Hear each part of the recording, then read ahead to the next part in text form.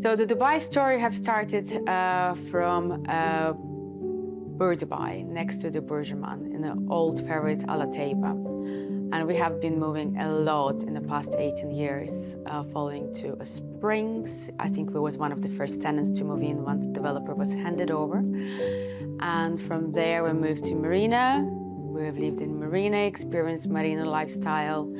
And then we lived for about 12 years on the Palm, which was our main residence, and we loved it until one day 2 beautiful children arrived and we realized we need more space.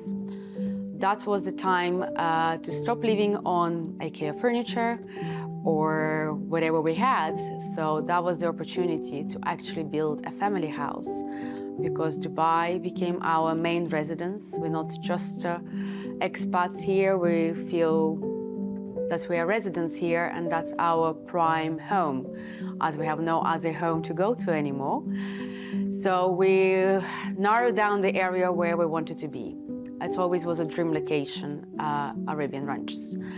And we love the well-established community with schools and parks and lots of greenery and very unique property plots and old built villas, which was always have a bit of a more character, at least for us.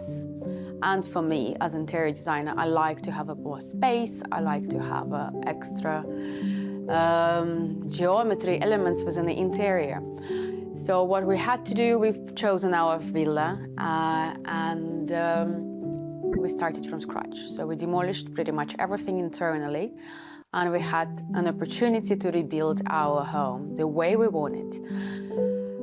Next challenge is to furnish it. Obviously, once the construction was over, we have assigned the areas within a home to what is going to be, where the living, dining, TV room. We always wanted to have a nice grown-up area, like not to have a focal point, a TV in your living room.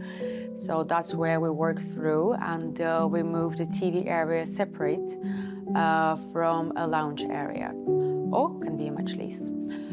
So, and then once we moved to the furnishing place, we realized all our belongings were too petite and too small for such big and spacious spaces.